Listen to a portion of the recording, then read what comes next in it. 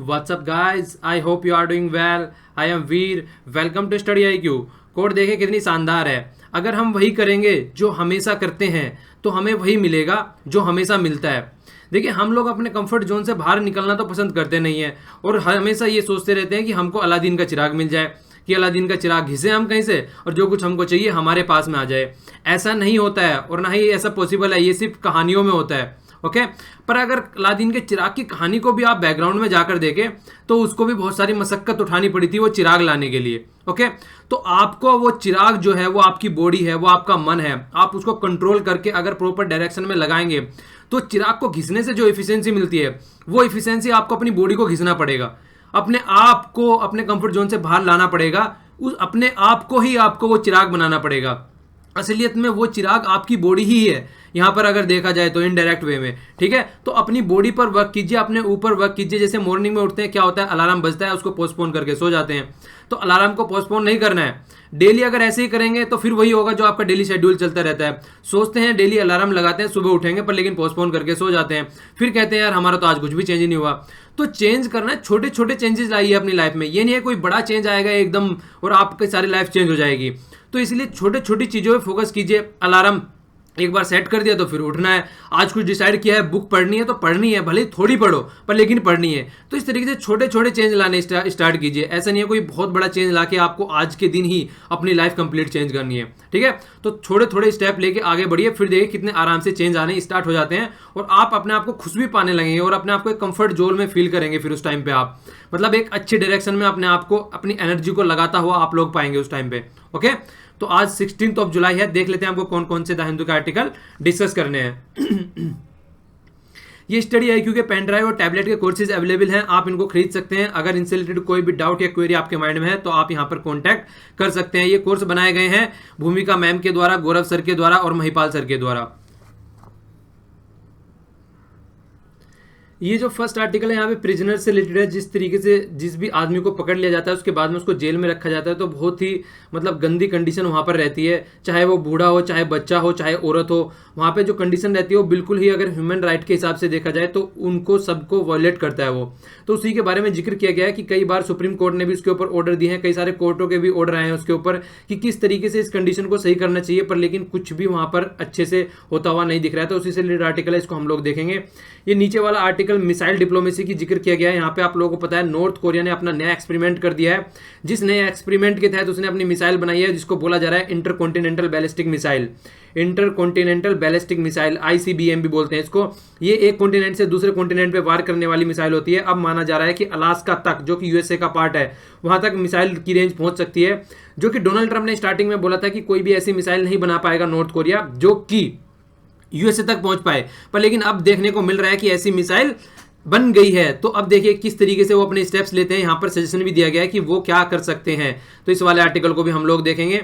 ये वाला article world bank की रिपोर्ट आई है वर्ल्ड डेवलपमेंट के ऊपर, आप इसके बारे में, हम इसके बारे में थोड़ा देखेंगे और आप लोगों को पता होना चाहिए कि ये रिपोर्ट किसके द्वारा पब्लिश की जाती है। थोड़ा सा रिपोर्ट पर भी यहाँ पर फोकस किया गया है कि क्या क्या है रिपोर्ट के जो कॉम्पोनेंट है, तो उसको भी हम लोग अच्छे से देखेंगे। ओके, ये साइड वाला आर्टिकल ये लंदन से रिलेटेड है। वहां पे ये माना जा रहा है कि जो वेलफेयर की स्कीम्स है वो कट की जा रही है और जिस तरीके से कंडीशन बनी हुई है आज की डेट में वो उसके फेवर में नहीं है। तो कंप्लीट आर्टिकल हमारे किसी काम का नहीं है। वहां पे क्या वेलफेयर स्कीम चलती है हमको अपनी याद करने से ही फुर्सत नहीं मिल पाती है, उनकी क्या याद करेंगे हम लोग, वो क्या कर रहे हैं, तो हमारे किसी काम का नहीं है ये आर्टिकल। ये आर्टिकल जम्मू और कश्मीर से रिलेटेड है इस वाले आर्टिकल को, और इसके साथ में जम्मू और कश्मीर लास्ट स्टेट बन गया जिसने GST को पास कर दिया गया है।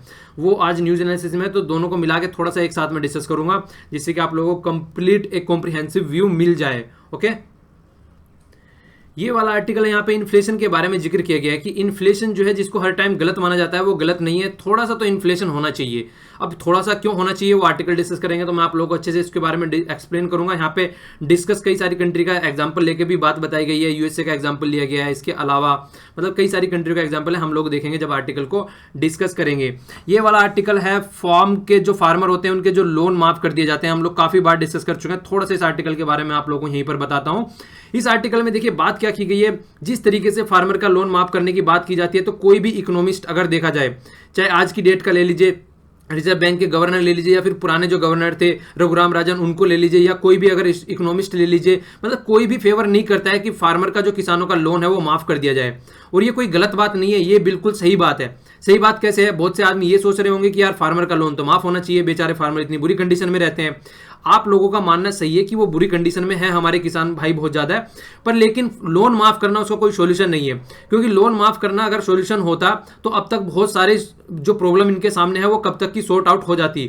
लोन माफ, देखिए एक तो लोन माफ करने से सबसे बुरी कंडीशन क्या होती है, बहुत से फार्मर ऐसे रहते हैं जो अब बेचारे जो जद्दोजहद करके अपना लोन भरते हैं, अगर वो अपना लोन भरते हैं अपनी पता नहीं किस किस कंडीशन से निकाल के पैसे लेके आते हैं, लोन भरने के बाद में उनको पता चला कि मेरे पड़ोसी का लोन माफ हो गया है, तो सीधा सीधा आगे से ये लोन लेने से पहले ये डिसाइड कर लेगा कि लोन तो भरना ही नहीं है चाहे कुछ भी हो जाए।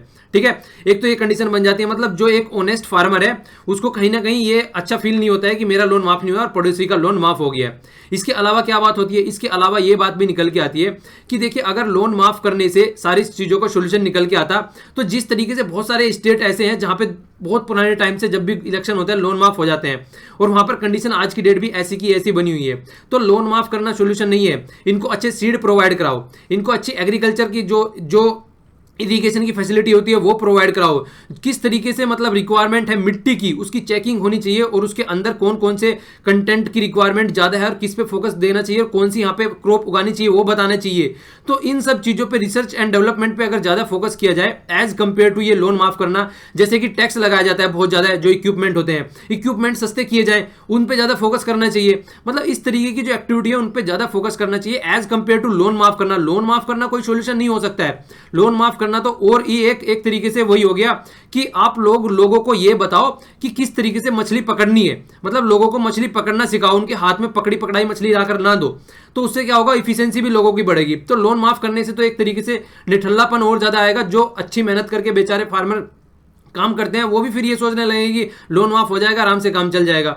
तो ये सॉल्यूशन नहीं होना चाहिए। तो हमेशा इसी बात का यहाँ पे विरोध किया जाता है कि लोन माफ का जो आज की डेट में मतलब कंडीशन अपना रखी है, और सबसे बड़ी बात क्या है कितना ज्यादा बर्डन डालती है स्टेट के एक्सचेकर पर, वो भी देखने को मिलता है। FRBM एक्ट हम लोगों ने देखा है, fiscal responsibility and budget management act जिसको बोलते हैं, उसके तहत क्या बातें निकल के आई है, उसके तहत ये बातें निकल के आती है कि जिस तरीके से जो स्टेट गवर्नमेंट है वो बिल्कुल इररेस्पॉन्सिबल बिहेवियर करती है, मतलब उनको पता ही नहीं है कहां पे क्या चीजें होनी चाहिए, बस वो अपना वोटर को लिभाने के चक्कर में रहती है और उसी के बेस पे काम करती है।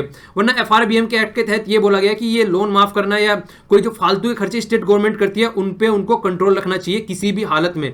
ओके, तो हालांकि इतनी बातें यहाँ पे डिस्कस नहीं करी है, कुछ FRBM ये बातें मैंने आप लोगों को एक्स्ट्रा बता दी है आप लोगों का, जिससे रिवीजन हो जाए। ऐसे ही हम लोग रिवीजन करते रहेंगे पार्ट बाय पार्ट, जहां मुझको लगेगा कि एक्स्ट्रा बातें बतानी है, पुरानी बातें मैं आप लोगों को बताता रहूंगा।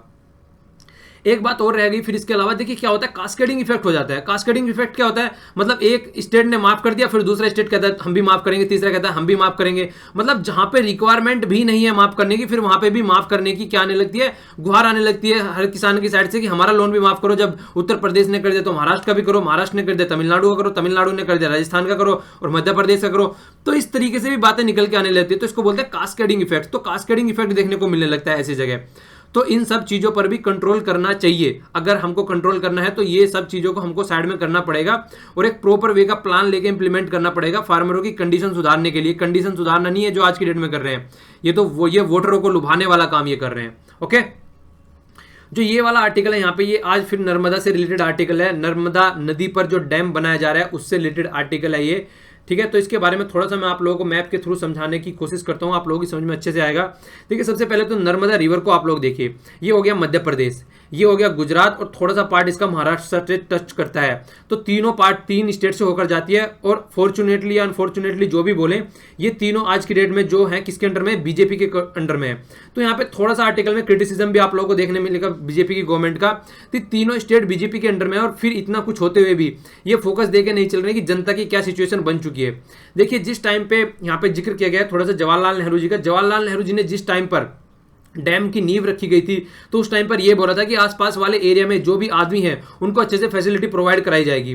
तो उस टाइम पे जितने आदमी थे, जितने मतलब जितनों को डिस्प्लेस किया जाएगा, देखिए क्या होता है डिस्प्लेस अगर हो रहा है, बच्चों की एजुकेशन चल रही है वो छूट जाएगी, किसी दूसरे एरिया में रहेंगे, रोजगार इस एरिया में कर रहे हैं वो छूट जाएगा, यहाँ पर अपनी खुद की जमीन है वो छूट जाएगी, दूसरे एरिया में पता नहीं कैसी जमीन मिलेगी, वहां पर वो मतलब एक तरीके से खेती करने लायक भी है या नहीं है। तो कई सारी बातें और हो जाती है, मतलब आप खुद सोचिए अगर कहीं से डिस्प्लेस होना पड़ जाए तो कितनी ज्यादा प्रॉब्लम हो जाती है। तो वो सारी प्रॉब्लम फेस कर रहे हैं। वो सारी प्रॉब्लम फेस करने के साथ साथ में जो इनको रिहेबिलिटेशन के बाद में इनको फैसिलिटी प्रोवाइड कराने जाने चाहिए, वो कहीं दूर दूर तक भी नहीं दिख रही है। ओके, और ऊपर से जो डैम का जो लेवल बढ़ाने की बात चलती रहती है वो अलग से चलती रहती है। पुराने जितने डिसेबलेट मतलब डिस्प्लेस्ड कर दिए गए हैं उनको अब तक रिहेबिलिट नहीं किया गया, दूसरी जगह पर उनको कोई फैसिलिटी प्रोवाइड नहीं कराई गई है, और नए नए और डिस्प्लेसमेंट करने की बात करते रहते हैं। ठीक है, तो इसीलिए इनको क्या किया जाता है, मतलब एक तरीके से ब्लेम किया जा रहा है यहाँ पर कि आप लोग सोशल सिक्योरिटी दूर रख के ओनली डेवलपमेंट पे फोकस कर रहे हैं, और डेवलपमेंट भी क्या बोल रहे हैं बाद में कि हम सोशल सिक्योरिटी के लिए डेवलपमेंट कर रहे हैं। ये तो बिल्कुल अपोजिट बात हो गई ना। देखिए, बोल रहे हैं कि सोशल सिक्योरिटी मतलब डेवलपमेंट कर रहे हैं, किस लिए? सोशल सिक्योरिटी के लिए, और ऊपर से बात क्या निकल के आ रही है, जो आप डेवलपमेंट कर रहे हैं वही डायरेक्ट सोशल सिक्योरिटी को हर्ट कर रहा है। तो ये तो बिल्कुल एक तरीके से मतलब अपोजिट बात हो गई ना। ठीक है, कि हम वही काम कर रहे हैं जिससे सोशल सिक्योरिटी आएगी और ऊपर से सोशल सिक्योरिटी को हर्ट कर रहे हैं। तो इस तरीके का वर्क नहीं होना चाहिए। तो ये बातें यहां पर डिस्कस की गई है, और भी कई सारी बातों पे यहां पे फोकस किया गया है कि देखिए ये प्रोजेक्ट जो है, इस प्रोजेक्ट से वर्ल्ड बैंक जो है उसने अपना हाथ खींच लिया आज की डेट में। जिस तरीके से यहाँ पे एक्टिविटी निकल के आ रही है, वर्ल्ड बैंक भी इससे खुश नहीं था। मतलब सरासर जनता को एक तरीके से मतलब तरसाया जा रहा था, उनको फैसिलिटी जो प्रोवाइड करानी चाहिए वो नहीं कराई जा रही थी। इसके बाद में क्या बात बोली जा रही है, सुप्रीम कोर्ट के बारे में जिक्र किया जा रहा है। सुप्रीम कोर्ट ने डिसीजन कई बार दे चुका है इसके ऊपर कि इतने टाइम तक आपको जितने आदमी को रिहेबिलिट किया आपने उनको फैसिलिटी प्रोवाइड कराओ, पर लेकिन ऐसा कुछ होता ही नहीं दिख रहा है। ओके, अब थोड़ा सा आप लोग यहाँ पे मैप में देख सकते हैं, ये हो गया सरदार सरोवर। ठीक है, तो यहाँ पे हो गया ये नर्मदा रिवर है, जिस तरीके से आप लोगों को यहाँ पे दिख रही थी, और भी इसके ऊपर कई सारी चीजें होती रहती हैं। तो ये पूरा बेसिन मैंने नर्मदा बेसिन आप लोग इसको बोल सकते हैं। बेसिन क्या होता है? बेसिन मतलब इसी तरीके से होता है जिस तरीके से आप लोगों ने वाश बेसिन सुना होगा। तो वहां पे देखिए बर्तन वगैरह धुलते हैं तो पानी जो होता है एक जगह इकट्ठा हो जाता है, मतलब वहां से होके एक उसमें नीचे होल रहता है उसमें चला जाता है। तो इसी तरीके से वाश बेसिन यहाँ पे भी इसी तरीके से रिवर आप लोग देख सकते हैं, छोटी छोटी इससे कनेक्टेड रहती है, तो इसको पूरा बेसिन बोल देते हैं हम लोग। ठीक है, तो यहाँ पर भी आप लोगों को कई सारी चीजें दिखने के लिए, ये हो गल्फ ऑफ कॉम्बे, तो यहाँ पर आके ये गिर जाती है रिवर। ठीक है ना, इस वाले एरिया में। ओके, तो ये वाला पूरा आप लोगों को मैप दिख गया यहाँ पे, जिस तरीके से नर्मदा रिवर के बारे में जिक्र चल रहा है। तो थोड़ा सा आप लोगों को पता होना चाहिए किस किस स्टेट से ये फ्लो हो रही है, इसके ऊपर क्वेश्चन पूछ लिए जाते हैं डायरेक्ट, और खासकर मतलब क्वेश्चन आ ही जाते हैं इस तरीके के, खासकर जो भी पॉइंट न्यूज में होता है तो आप लोगों को पता होना चाहिए थोड़ा सा उसके बारे में। ओके, आइए अब आगे चलते हैं थोड़ा। ये यहाँ पर बात की जा रही है मिसाइल डिप्लोमेसी की। देखिए, इनको तो आप जानती हैं, छोटा सा बच्चे जैसी चेहरा है, पर लेकिन बच्चा इतना खतरनाक है ये आप लोग समझ नहीं पाएंगे।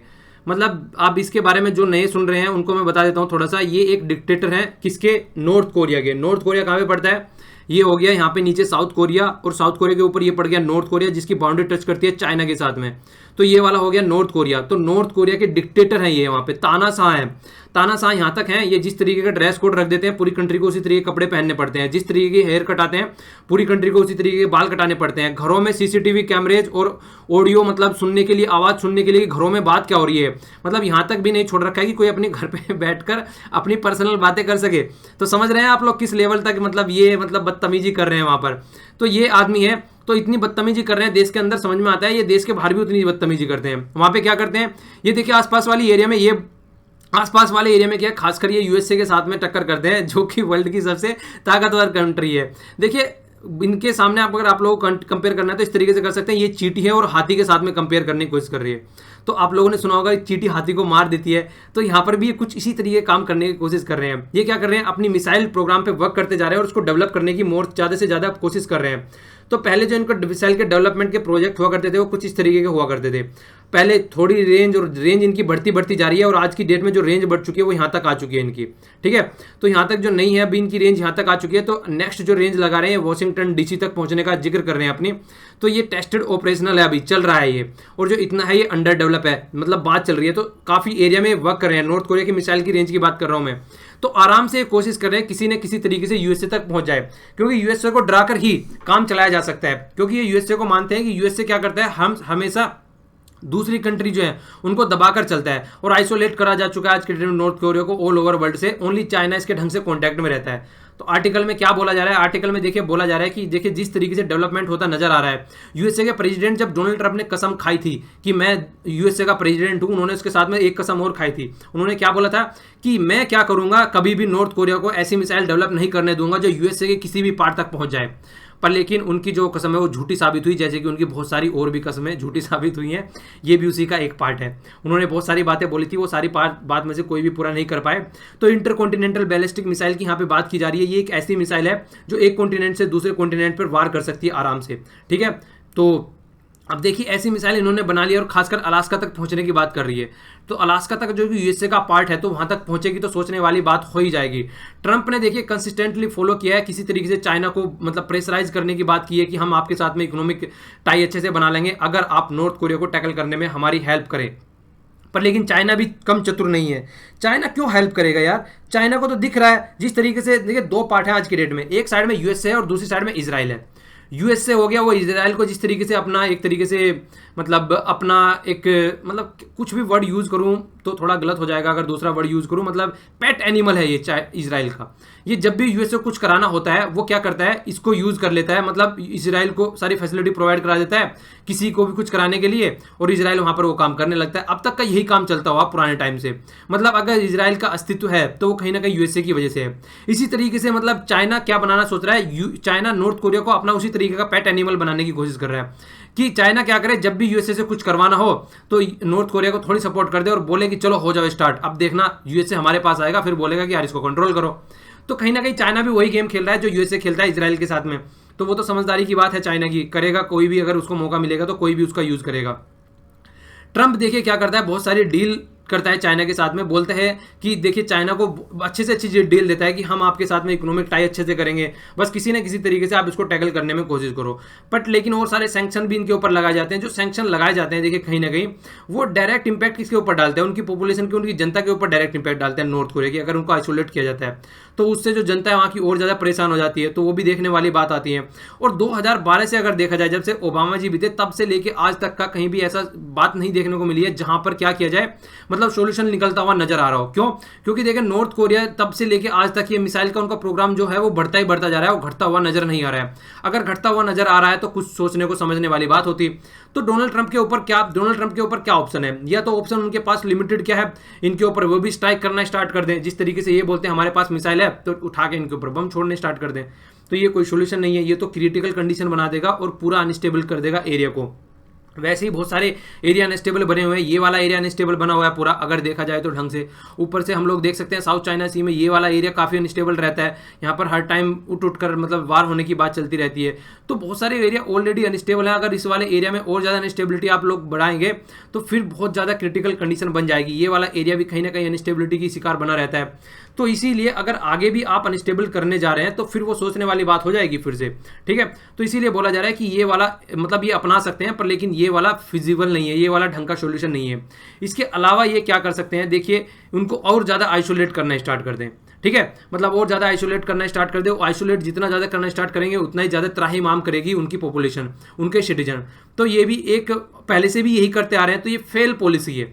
अगर इसको फिर से इंप्लीमेंट करना चाहें तो ये फेल पॉलिसी है, आज की बात नहीं है, पुराने टाइम से ही इसको इंप्लीमेंट नहीं किया जा रहा है, मतलब इंप्लीमेंट किया जा रहा है पर कोई सोल्यूशन नहीं निकल के आ रहा है।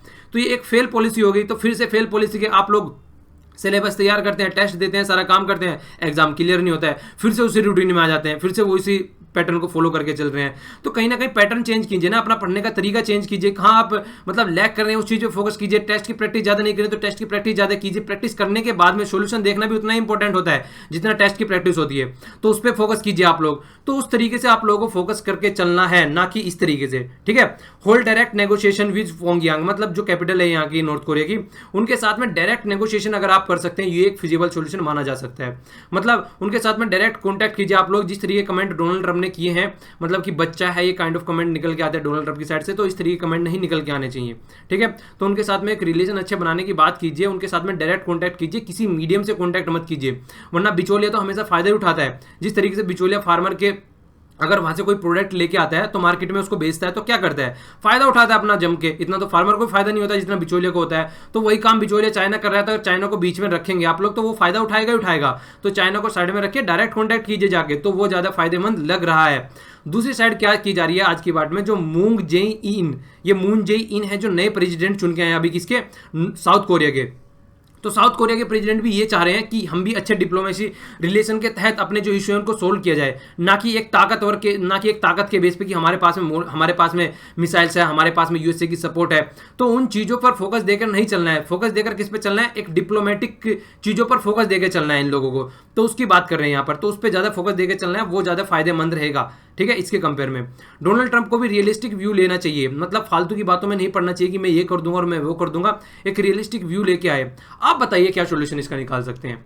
जितनी बातें मैंने बताई इसके साथ में अगर देखा जाए तो ये एक ऐसी सोल्यूशन है, एक तो ये हो गई और एक कश्मीर वाला इशू चल रहा है, उसके ऊपर भी मैं आप लोगों से यही क्वेश्चन पूछूंगा। इनका आपके हिसाब से क्या सोल्यूशन होना चाहिए, अपना दिमाग दौड़ाइए, क्या सोल्यूशन आप इसका निकाल सकते हैं, एक फिजिबल सोल्यूशन जो कि एक वास्तव में सोल्यूशन बोला जा सकता है। तो आर्टिकल पढ़ने के बाद में दिमाग चलाना होता है थोड़ा, ठीक है, तो थोड़ा सा उसके बारे में सोचा कीजिए, थोड़ा सा ब्रेन स्ट्रॉमिंग किया कीजिए, थोड़ा सा रुकिए कि क्या इसके बारे में आपके क्या पॉइंट बन सकते हैं, अगर कोई प्रॉब्लम आ रही है तो उसका क्या सोल्यूशन निकल सकता है। तो थोड़ा सा आप लोग भी सोचा कीजिए, उससे माइंड शार्प होगा और आप लोग भी चीज़ों को समझ पाएंगे और अच्छे लेवल पर उसका मतलब इंप्लीमेंट भी कर पाएंगे जब भी आप कोई भी एग्जाम लिखेंगे, चाहे वो बैंकिंग का मेंस का एग्जाम हो या फिर आपका यूपीएससी का हो या फिर किसी पब्लिक सर्विस कमीशन का हो, तो वहां पर भी अच्छे से फोकस आप लोग कर पाएंगे। तो थोड़ा सा आप लोग रुक के उसको सोचा कीजिए।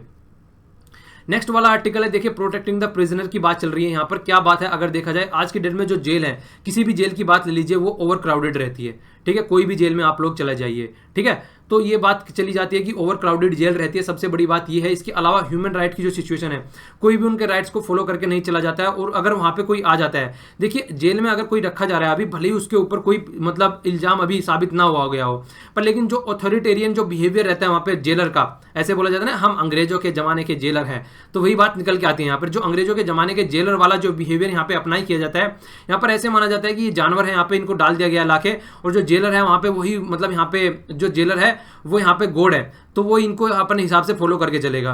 तो यहाँ पे देखिए, यहाँ तो आदमी दिख रहे हैं, यहाँ पे बच्चे भी होते हैं, बहुत सारे बूढ़े भी होते हैं, तो कई सारे इश्यूज रहते हैं उनके साथ में, बीमार होते हैं, तो ऊपर से फैसिलिटी प्रोवाइड नहीं कराई जाती है, हेल्थ सैनिटेशन हाइजीन या कोई भी मतलब प्रोटेक्शन उनको नहीं दी जाती है, चाहे बच्चे हों और बच्चे महिलाएं हों और महिलाएं के साथ में चाहे बच्चे भी हों।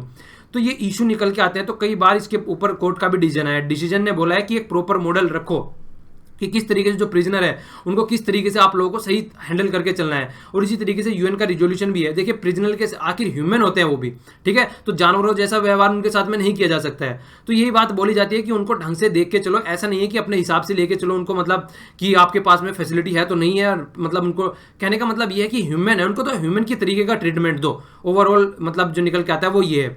तो मॉडर्न तरीके की थोड़ी फैसिलिटी प्रोवाइड कराओ, एक एम्यूनिटीज भी अच्छे से प्रोवाइड कराओ उनको, जो भी चीज़ की मतलब वो होती है रिक्वायरमेंट होती है, कम से कम बेसिक एम्यूनिटीज तो वहाँ पे प्रोवाइड कराओ। ऐसा थोड़ी ना है कि उनको कुछ भी प्रोवाइड नहीं कराना है। तो बहुत सारे रिफॉर्म की बात की गई है, बहुत सारे कोर्ट के रिफॉर्म आ चुके हैं ऑर्डर की, पर लेकिन कुछ भी ढंग से इंप्लीमेंट नहीं किया गया है। लास्ट ईयर की बात की जाए तो होम मिनिस्ट्री ने भी स्टेट्स को बोला है कि प्रोटेक्शन तो कम से कम उनके राइट्स का करो। तो इसीलिए जो प्रिजनर रिफॉर्म की बात चली है, सबसे पहली बात आती है किसी न किसी तरीके से फंडामेंटल राइट टू लाइफ, जो सबसे बड़ा फंडामेंटल राइट अगर देखा जाए तो कम से कम लाइफ तो बचाओ उनको ढंग से। बहुत सारे प्रिजनर जो होता है, हम लोगों डे बाय डे सुनने को आता है कि उन्होंने सुसाइड कर लिया है। तो सुसाइड क्यों कर लेते हैं? ऐसी कंडीशन बन जाती है वहां पे कि यार इससे अच्छा तो मर जाए आदमी जाकर।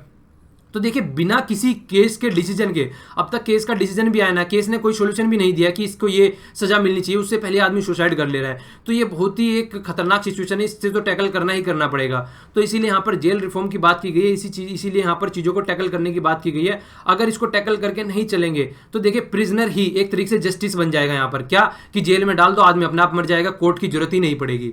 ठीक है, तो इस तरीके की हालत हो रखी है। और देख लीजिए जो भी केस हैं, बहुत सारे पुराने केस पड़े हुए हैं, बहुत सारे प्रिजनर वहीं पे मर जाते हैं, बहुत से सुसाइड कर लेते हैं, बहुत से वहाँ की जो खस्ता कंडीशन है जेलों की उसकी वजह से मर जाते हैं। ठीक है, तो उसका कुछ ना कुछ सोल्यूशन निकालो, तब ही थोड़ा सा ह्यूमन जो राइट्स हैं उनके ऊपर फोकस देकर चलो। दुनिया देख रही है तो इसलिए थोड़ा जागरूक रहो। तो ये बात यहाँ पर की गई है। देखिए यहाँ पर जो जिक्र किया गया है, यहाँ पे लिखा हुआ है कि देखिए ये वर्ड लिखा हुआ है यहाँ पे, bank for international settlement, BIS बोलते हैं इसको। ये एक तरीके से इस तरीके का आप लोग इसको बैंक बोल सकते हैं कि यहाँ पर देखिए जैसे ये एक वर्ल्ड लेवल का बैंक है। यहाँ पर क्या है, यहाँ पर सारे जितने बैंक है उनके मतलब वे सारे बैंक यहाँ पर मेंबर है। जिस तरीके से आप लोग UN बोलते हैं, वहाँ पर सारी कंट्री मेंबर होती है, यहाँ पर बैंक मेंबर है। ठीक है, जो इसको स्टेब्लिश किया गया था वो 1930 में इसको स्टेब्लिश किया गया था। इसके बारे में आप लोगों को थोड़ा सा पता होना चाहिए। और ये एक तरीके से फाइनेंशियल इंस्टीट्यूशन है। बेसल्स कहाँ पर है ये? बेसल्स नॉर्म का भी आप लोगों ने बात सुनी होगी कई बार। आप लोग ये बताइए कहाँ पर पड़ता है ये? ठीक है, आप लोगों के लिए क्वेश्चन है। तो यहाँ पर आज की डेट में जो मेंबर है, यहाँ पे 60 कंट्री के बैंक है। ठीक है, 60 कंट्री के बैंक है आज की डेट में यहाँ पर जो मेंबर है। तो इसको देखिए बनाया किस लिए गया था? बनाया इसलिए गया था कि देखिए इंटरनेशनल लेवल पर अगर कोई फाइनेंशियल इंस्टीट्यूशन है तो मतलब किस तरीके से वो अपनी पॉलिसीज लेके चल रहा है, मॉनेटरी पॉलिसी किस तरीके की, जिस तरीके से मैंने मॉनेटरी पॉलिसी के बारे में आप लोगों को बताया था, ये बैंक की पॉलिसी होती है, और जो फिजिकल पॉलिसी होती है वो सेंट्रल गवर्नमेंट की पॉलिसी होती है। तो मॉनेटरी पॉलिसी जो होती है वो बैंक फॉलो करके चलता है, जो मॉनेटरी पॉलिसी होती है, तो किस तरीके से वो अपनी मॉनेटरी पॉलिसी लेके चल रहा है, उसी तरीके से फिर क्या होता है, इन्फ्लेशन को टैकल करने की बात आती है। तो किस तरीके से इन्फ्लेशन को टैकल करने की बात चल रही है। इन्फ्लेशन क्या होता है? इन्फ्लेशन ये होता है किसी भी कमोडिटी का अगर प्राइस बढ़ जा रहा है तो बोलते हैं कि इन्फ्लेशन आ गया है, ठीक है। जैसे नमक का प्राइस बढ़ गया था डिमोनेटाइजेशन के टाइम पे कि नमक खरीद लो वरना ये भी बंद होने जा रहा है, तो इस तरीके से वो इन्फ्लेशन होता है। मतलब एक तरीके से ब्लैक होर्डिंग हो जाती है किसी भी प्रोडक्ट की, तो उसको आप लोग इन्फ्लेशन बोल सकते हैं। तो सबसे बड़ी क्या बात होती है, देखिए इन्फ्लेशन को भी कहीं ना कहीं अगर आप लोग ये बोल रहे हैं कि इन्फ्लेशन को लो रखना है तो वो भी बहुत ज्यादा बेकार है, क्योंकि अगर लो इन्फ्लेशन रखेंगे, अगर कोई प्रोडक्ट मार्केट में बनाया जा रहा है और उसकी मार्केट में अगर वैल्यू है वो उससे भी कम हो गई जितना उसका प्रोडक्शन है, तो मार्केट में प्रोडक्ट को बनाएगा कौन?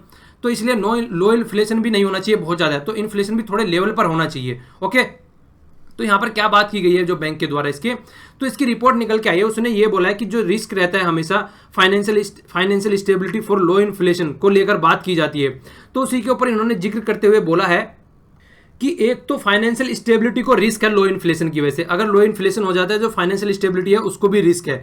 मतलब सीधा सा वही आता है कि अगर लो इन्फ्लेशन रहेगा तो मार्केट अच्छे से वर्क नहीं कर पाएगी, ठीक है। तो एक लेवल का होना चाहिए, इसीलिए जो हमारे यहाँ पर टारगेट है वो कितना रखा गया है, कई बार डिस्कस कर चुका हूँ। हमारे यहाँ पे जो टारगेट है रेंज इन्फ्लेशन की वो कितनी है, अपने इन्फ्लेशन की रेंज बताइए यहाँ पर, इसीलिए उसको जीरो नहीं किया जाता है। हमारे यहाँ पर भी हमने उसकी कुछ रेंज रख रखी है कि इसके बीच में इन्फ्लेशन होना चाहिए, ठीक है। तो आप लोग कमेंट बॉक्स में बताइए कि हमारी रेंज कितनी है इन्फ्लेशन की।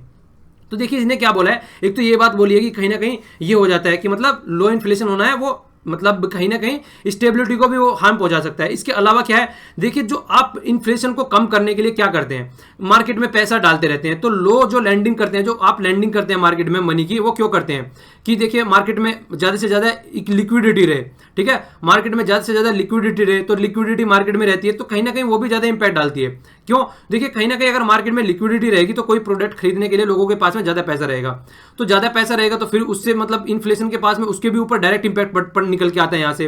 तो आप लोगों को इस तरीके की जो एक्टिविटी है उनको फोकस करके चलना चाहिए। इसलिए यहाँ पे इन्होंने किसकी जिक्र किया है, यहाँ पे फेडरल बैंक की जो चेयर है यहाँ पर ये है जेनिथ येलिन। तो ये फेडरल बैंक कहाँ का है, ये फेडरल रिजर्व, ये यूएसए का बैंक है, जिस तरीके से हमारे यहाँ पे आरबीआई है। तो उसके बारे में जिक्र किया गया, उन्होंने अपने इंटरेस्ट रेट है जो बढ़ा दिए थोड़े से। डिक्लेयर क्या किया है कि इन्फ्लेशन गोल है तो उसको क्रिटिकल है तो उसको लेकर चलना है। देखिए इन्फ्लेशन को टारगेट करके चलना है किसी न किसी तरीके से, हमारी कंट्री में नहीं है, सब कंट्री में करते हैं इसी तरीके से, ठीक है। तो क्या करना है कि इन्फ्लेशन को एक तरीके से मॉडरेट इंक्रीज होना चाहिए। इन्फ्लेशन में ये बात कर रहे हैं कि नो एविडेंस टू इनफेयर, देखिए कहीं भी ये ऐसा एविडेंस नहीं है अगर मॉडरेट इंक्रीज अगर इन्फ्लेशन में होता है तो वो कहीं ना कहीं लोगों की जो लाइफ है उन पर इंपैक्ट डालेगा, कि ऐसा कहीं भी एविडेंस नहीं दिख रहा है। मतलब अगर इन्फ्लेशन बढ़ता है थोड़ा बहुत तो वो लोगों की लाइफ पे इंपैक्ट डालेगा, इसका कहीं पर कोई सबूत नहीं है। तो इसका मतलब क्या है कि थोड़ा सा इन्फ्लेशन बढ़ा होना चाहिए। जापान के बैंक भी इस तरीके से फोकस करके चलते हैं कि वो अपने इन्फ्लेशन टारगेट को अचीव करने की बात करते हैं किसी तरीके से, ठीक है। और यहाँ पर स्वीडन के जो रिस्क बैंक की जिक्र किया गया है, यहाँ पे जो वर्ल्ड का ओल्डेस्ट सेंट्रल बैंक की बात कर रहे हैं यहाँ पर ये, तो वो भी अपना इंटरेस्ट रेट है वो थोड़ा सा इस तरीके से लेके चलता है कि फ्लेक्सिबल इन्फ्लेशन होना चाहिए, ठीक है, जिस तरीके से हमारे यहाँ पे होना चाहिए। तो इन्फ्लेशन को जीरो नहीं होना चाहिए, इन्फ्लेशन को कुछ ना कुछ लेवल होना चाहिए। इन्फ्लेशन को नापने के हमारे यहाँ पे दो कंपोनेंट है, वो कौन कौन से हैं जिस पे फोकस करके चला जाता है, कमेंट बॉक्स में नीचे लिखिए। और उनमें से कंपोनेंट का अभी बेस ईयर भी चेंज किया गया है, वही बताइए आप लोग, कई बार डिस्कस कर चुका हूँ, कल आंसर दूंगा तो आप लोगों को बता दूंगा उसके बारे में। ओके, आइए अब आगे चलते हैं।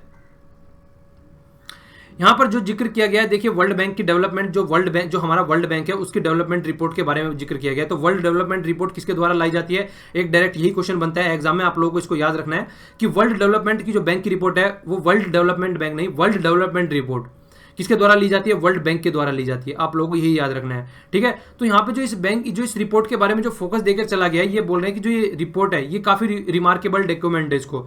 तो यहाँ पे जो फोकस देकर चला गया है वो क्या बात बोला गया है, देखिए आज की डेट में जो जिस तरीके से रिपोर्ट है फोकस कहां पे है, एक तो पॉलिसी, ठीक है, पॉलिसी, और पॉलिसी के साथ में जो पॉलिसी और पावर जो डेवलपमेंट होता है। देखिए अगर कोई पॉलिसी बना रहे हैं तो किस तरीके का डेवलपमेंट हो रहा है, किस तरीके के उसको प्रयास किए जा रहे हैं। तो किसी न किसी तरीके से डेवलपमेंट जो होना चाहिए वो कोर फोकस होना चाहिए पॉलिसी का, ठीक है। तो इस तरीके से फोकस देकर चला जाना चाहिए। तो रिपोर्ट में फोकस किस पे किया गया है, एक तो मतलब पब्लिक गुड्स पे किया गया है। इसके अलावा पब्लिक स्पेंडिंग जो हेल्थ के ऊपर पब्लिक स्पेंडिंग कितनी होनी चाहिए उस पर फोकस किया गया है, एजुकेशन पे फोकस किया गया है, इंफ्रास्ट्रक्चर पे फोकस किया गया है। इसके अलावा क्या बात की गई है, देखिए ये बोल रहे हैं कि अगर आज की डेट में देखा जाए जितना डेवलपमेंट बढ़ता है उतना ही ज्यादा इनइक्वलिटी बढ़ती जा रही है। मतलब अगर किसी एरिया में डेवलपमेंट बढ़ता है तो गरीब ज्यादा गरीब होता जा रहा है और अमीर ज्यादा अमीर होता जा रहा है, ये बात निकल के आती है। तो इनइक्वलिटी को भी किसी न किसी तरीके से टैकल करके चलना है। अगर डेवलपमेंट बढ़ रहा है तो इनइक्वलिटी का जो मल्टीप्लायर इफेक्ट हो रहा है उसको कंट्रोल करके चलना है, ठीक है। तो बात बोली गई है कि ग्रोथ और इनइक्वलिटी जो ज्वाइंटली बढ़ते हुए जा रहे हैं, मतलब जितना ग्रोथ बढ़ रहा है उतना इनइक्वलिटी बढ़ती जा रही है, उस पर कंट्रोल देके चलना है, उसको किसी न किसी कंट्रोल करना है। और देखिए सबसे बड़ी बात होती है, जिस तरीके से हम लोग बात करते हैं ह्यूमन डेवलपमेंट की बात करते हैं, जहां पर ह्यूमन डेवलपमेंट की बात आती है वहां पर हेल्थ और एजुकेशन का बात आ जाती है। हेल्थ और एजुकेशन सबसे बड़ा कंपोनेंट है जिसकी बेस पे हम किसी भी ह्यूमन को एक कैपिटल ह्यूमन बना सकते हैं, ठीक है। तो इसीलिए बात की जाती है कि देखिए अगर हेल्थ और जो एजुकेशन है वो ढंग से प्रोवाइड कराई जाए तो हेल्थ प्रोवाइड रहेगी तो हष्ट-पुष्ट इंसान रहेगा, और एजुकेशन अच्छी रहेगी तो सोचने की कैपेबिलिटी बढ़ेगी, और जिसकी वजह से वो अच्छे डिसीजन लाइफ में ले पाएगा और अपनी फैमिली को अपनी कंट्री को आगे बढ़ा पाएगा ढंग से। तो ये बात की जाती है यहाँ पर, ठीक है। तो इस पर भी फोकस किया जा सकता है। तो डेवलपमेंट जो रिपोर्ट है काफी अच्छी रिपोर्ट मानी जा रही है। इसका थोड़ा सा व्यू जो है वो डिफरेंट है जो पहले जो डेवलपमेंट रिपोर्ट आती थी उनके बेस पर, ठीक है। तो यहाँ पर आप लोगों को फोकस देके चलना है। तो रिपोर्ट किसके द्वारा डेवलप की जाती है और कुछ कंपोनेंट भी आप लोगों को यहाँ पे मिल गए। तो अगर थोड़ा आप लोग इसके बारे में कुछ लिखना चाहे तो लिख सकते हैं कहीं पर भी, किसी भी एग्जाम में, एग्जाम्पल के तौर पर, ओके।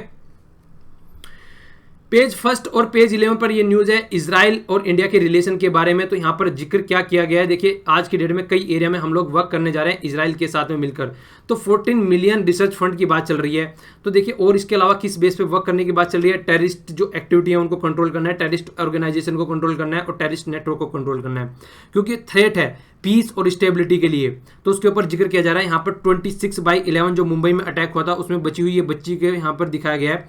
तो मतलब कहीं ना कहीं एक टेररिस्ट जो एक्टिविटी है उनको क्रिटिसाइज किया गया है इसको दिखाकर यहाँ पर, ठीक है। तो ये बच्ची बच गई थी वहाँ पर जो मुंबई में अटैक होता है, ये मुंबई में थी उस टाइम पे। तो मतलब इस तरीके की एक्टिविटी हो जाती है, मतलब पूरी फैमिली वॉश आउट हो गई, ओनली बच्चे बच गए, तो क्या होगा उन बच्चों का फिर। तो इस तरीके की भी कई बार एक्टिविटी होती है टेररिस्ट की वजह से, तो उनका किस तरीके से कंट्रोल किया जाए।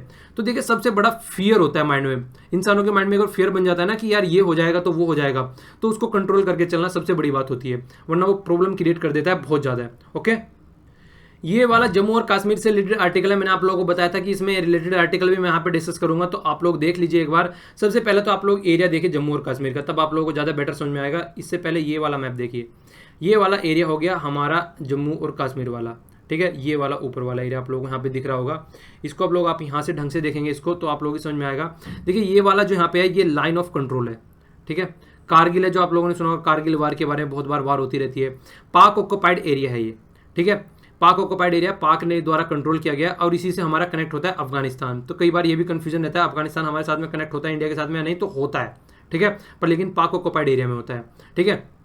ये वाला जो एरिया है 1963 में चाइना को गिफ्ट कर दिया था पाकिस्तान ने, ठीक है। तो पाकिस्तान के कंट्रोल में था, चाइना को गिफ्ट कर दिया था।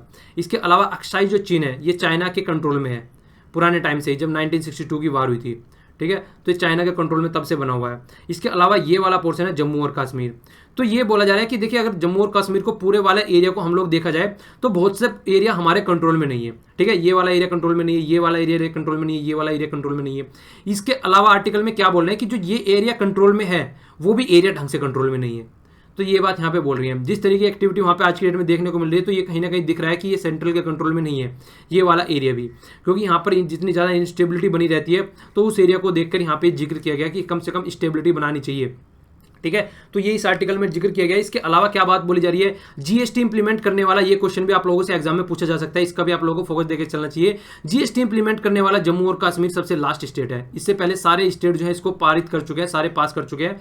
तो जो बोथ हाउस ने पास किया है अब यहाँ पे जम्मू और कश्मीर ने इसको पास कर दिया सबसे लास्ट में। तो यहाँ के जो फाइनेंस मिनिस्टर है उनका क्या बोलना है, उनका मानना यह है कि देखिए हम जीएसटी को इंप्लीमेंट करेंगे पर इन द एम्बिट, मतलब उसके अंडर में रहेगा किसके, आर्टिकल 370 के, जिसके तहत इनको स्पेशल स्टेटस प्रोवाइड कराया गया है। मतलब जीएसटी जो है वो आर्टिकल 370 के बाहर नहीं जाएगा। क्यों? क्योंकि आर्टिकल 370 इनको एक फाइनेंशियल ऑटोनॉमी भी प्रोवाइड कराता है, फाइनेंशियल ऑटोनॉमी इनके पास में रहती है, जिसकी वजह से ये अपने फाइनेंशियल डिसीजन खुद से ले सकते हैं। तो अगर इस तरीके की बात की जा रही है कि इसको मतलब जीएसटी को इंप्लीमेंट करने के लिए इस तरीके की बात की जा रही है कहीं ना कहीं कि अगर इसके ऊपर इंप्लीमेंट किया जाएगा कि इसके आर्टिकल 70 के, तो ऐसा नहीं हो सकता। आर्टिकल 70 के अंडर में इसको रखा जाएगा, ठीक है। तो ये बात की जा रही है। इसके अलावा देखिए आर्टिकल 70 के बारे में इन्होंने जिक्र किया गया है। ये आर्टिकल 70 क्या है, ये डेवलपमेंट का वर्क करता है, इंपावरमेंट का वर्क करता है। ऐसा नहीं है ये इंपोज किया गया है कि यहाँ पे कोई नेगेटिव इंपैक्ट डालता है, ये डेवलपमेंट के लिए, तो इसी के अंडर में ये रहेगा, ठीक है।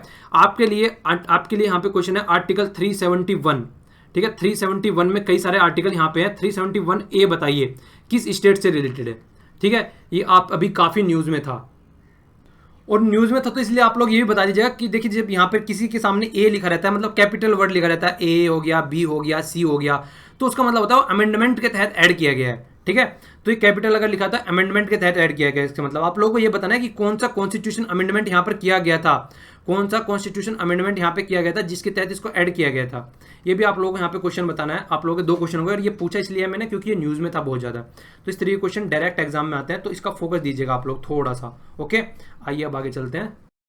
ये वाला आर्टिकल है, ये इलेक्शन कमिश्नर से रिलेटेड सिलेक्शन की बात कर रही है कि वहाँ पर बिल्कुल ट्रांसपेरेंट होना चाहिए, उसमें किसी का भी कोई हाथ नहीं होना चाहिए। मतलब देखिए अगर इलेक्शन कमिश्नर की पोस्ट ट्रांसपेरेंट नहीं होगी तो फिर जो डेमोक्रेसी है वो कहीं ना कहीं सदमे में आ जाएगी, ठीक है। तो इलेक्शन कमिश्नर को एक क्या होना चाहिए, बिल्कुल ट्रांसपेरेंट बॉडी होनी चाहिए। तो यही बात की गई है कि उसमें कोई भी पॉलिटिकल इंटरफेयर नहीं होना चाहिए, कोई आउटसाइड पीपल का इंटरफेयर नहीं होना चाहिए, बिल्कुल फेयर प्रैक्टिस होनी चाहिए। तो सेंटर ने क्या किया गया कि इसको मोस्ट ट्रांसपेरेंट प्रोसेस होना चाहिए, तो सुप्रीम कोर्ट ने एडवाइस किया सेंटर को। ये क्यों निकल के आ रहा है, ये इसलिए निकल के आ रहा है क्योंकि देखिए अब जो हमारे यहाँ नए चीफ इलेक्शन कमिश्नर आ गए हैं, कौन है, आप लोगों से क्वेश्चन भी पूछा था, आप लोगों ने आंसर भी दिया है। तो 21 नए चीफ इलेक्शन कमिश्नर आ गए हैं। क्वेश्चन कहाँ है, ये रहा, अचल कुमार ज्योति। तो नए 21 चीफ मिनिस्टर नहीं, इलेक्शन कमिश्नर आ गए। तो अब क्या हो गया, ये चीफ इलेक्शन कमिश्नर हो गए, तो नए इलेक्शन कमिश्नर को भी अब अपॉइंटमेंट करने की बात आएगी। तो नए इलेक्शन कमिश्नर के लिए यहाँ पे बात की जा रही है, तो ट्रांसपेरेंट प्रोसेस होना चाहिए। देखिए यहाँ पर एक बात पुराने थोड़ा जिक्र किया गया है कि क्या क्या बातें हो चुकी हैं पुराने टाइम में, उस पर रीलुक करने की बात कर रहे हैं।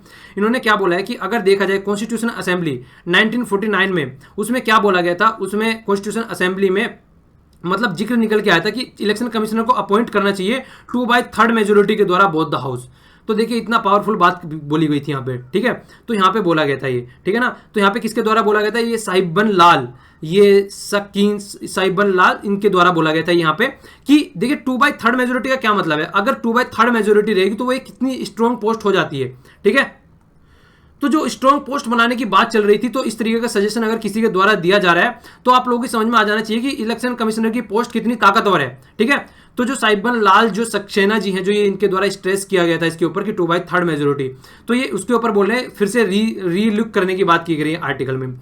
इसके अलावा क्या बात की जा रही है, देखिए आज की डेट में जो अगर देखा जाए तो एक बात होती है, देखिए आर्टिकल यहाँ पे किसकी बात की है, 320, आप लोगों को मैंने कल भी बताया था, आर्टिकल 324 इन सब चीज़ों से रिलेटेड रहता है, किस तरीके से अपॉइंटमेंट करनी चाहिए, ठीक है। तो वो सब चीज़ें जो हैं, तो ये क्या है, subject to the provision to law made by parliament, तो ये पार्लियामेंट के अंडर लॉ बनाया जाए, ठीक है। उसके बाद में चीज़ें ढंग से प्रॉपर वे में इंप्लीमेंट करी जानी चाहिए। इसके अलावा देखिए 1974 में जो बात की गई थी, ये VM थारकुंडे के द्वारा ये पैनल था, उन्होंने रिकमेंडेशन दी थी, ये भी आप लोग याद रख सकते हैं जब न्यूज में बात आती है।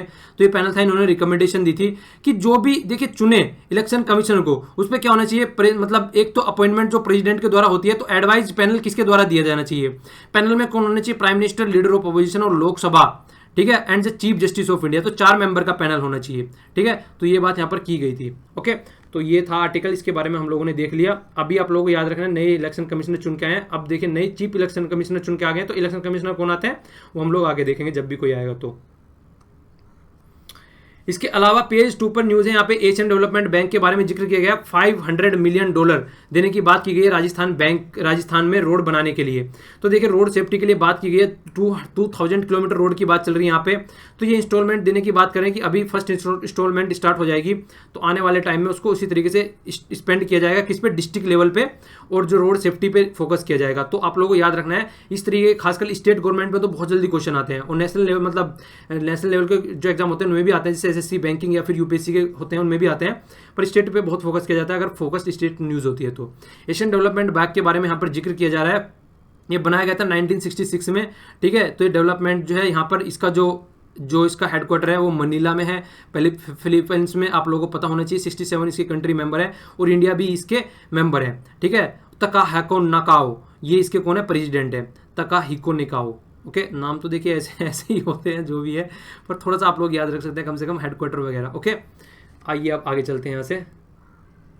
देखिए बहुत सी बार आप लोग कोशिश करते हैं कि जो न्यूज़पेपर वो पढ़ा जाए वो एड फ्री न्यूज़पेपर पढ़ा जाए, तो एड फ्री न्यूज़पेपर पढ़ने मत पढ़ा कीजिए, न्यूज़पेपर हमेशा फुल पढ़ा कीजिए, क्योंकि बहुत सारे ऐसे ऐड रहते हैं जहाँ पिक्चर भी रहती है, आप लोगों की समझ में भी आता है, देखते हैं। जैसे जिज्ञासा के बारे में जिक्र किया गया है, तो जिज्ञासा क्या है, इस तरीके के वर्ड डायरेक्ट एग्जाम में पूछे जाते हैं। यूपीएससी में कई तरीके के वर्ड डाले गए हैं अब की बार, और सारे एग्जाम में एसएससी में बैंकिंग में भी आते हैं इसी तरीके से।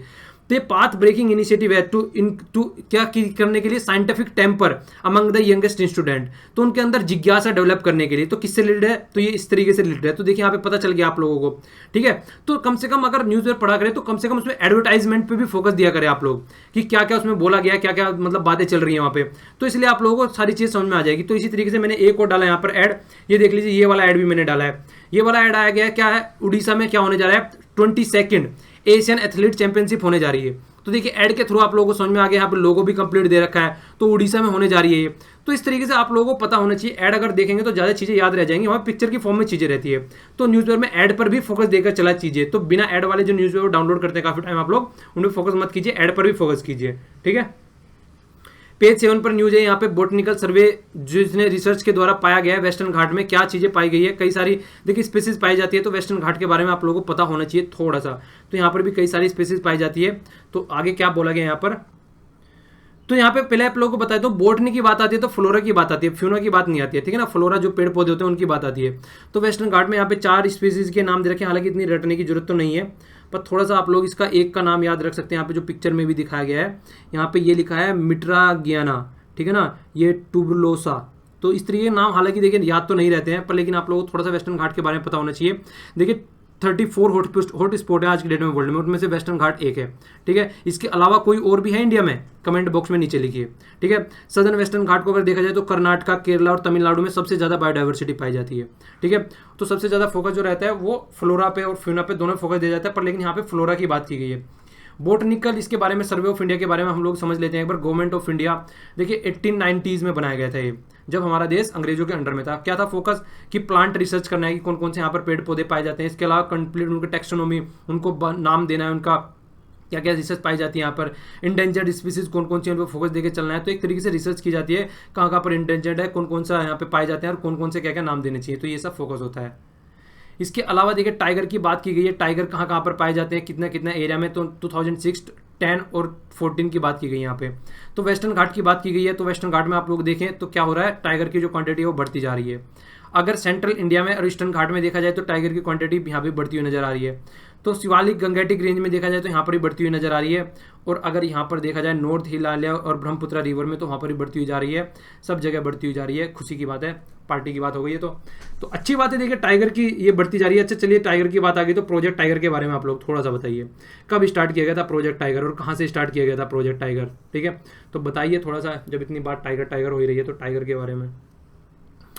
देखिए यहाँ पे बात की गई है पेज 10 पर, री examine the collegium system. Collegium system एक ऐसा सिस्टम होता है जिसके तहत जजों को अपॉइंटमेंट करने की बात चलती है। जब से जस्टिस कर्नन के ऊपर जो मतलब उनको जेल हो गई आज की डेट में, तो जब से उनका वाला केस निकल के आया, कोलेजियम सिस्टम पे क्वेश्चन मार्क लगा दिया गया है कि कोलेजियम सिस्टम जो है वो ढंग से वर्क नहीं कर रहा है।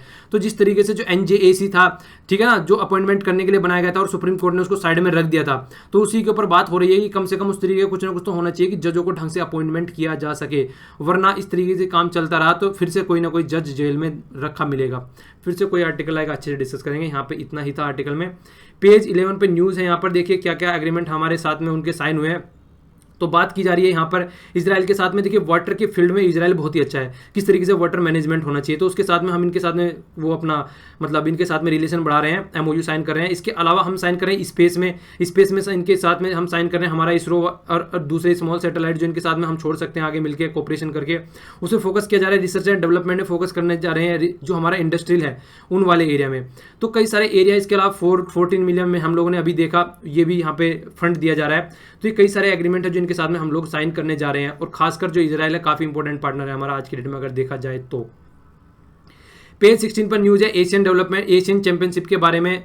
पाकिस्तान को हराकर जीत ली गई है। इसमें पंकज आडवाणी, ये लक्ष्मण रावत और अशोक सिंधियालिया, तो ये कई सारे ये और भी हैं यहाँ पे, मलकीत सिंह, तो ये इन्होंने जीती है एशियन चैंपियनशिप स्नूकर, तो आप लोगों को याद रखना है। इसके अलावा हम थोड़ा सा आज के आंसर देख लेते हैं। 61th अमेंडमेंट की मैंने बात की थी, 1981 में क्वेश्चन पूछा था आप लोगों से, किसके तहत एज घटाई गई थी, तो एज कितनी घटाई गई थी, 21 से घटाकर 18 कर दी गई थी।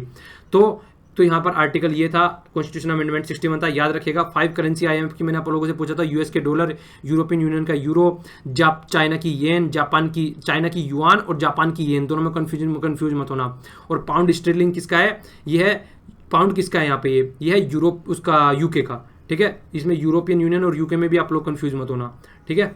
तो ये था आज का आर्टिकल कंप्लीट डिस्कशन। आज के लिए इतना ही। Thanks lot for listening. Lecture पसंद आया तो लाइक कीजिए, नहीं पसंद आया तो डिसलाइक कीजिए, और जब पसंद आता है तो चीज़ें शेयर भी कर दिया कीजिए। तो नीचे आप लोगों को टेलीग्राम का लिंक मिलेगा, वहाँ से आप लोग डाउनलोड कर सकते हैं PDF। तो थैंक्स लॉट फॉर लिसनिंग। जय हिंद।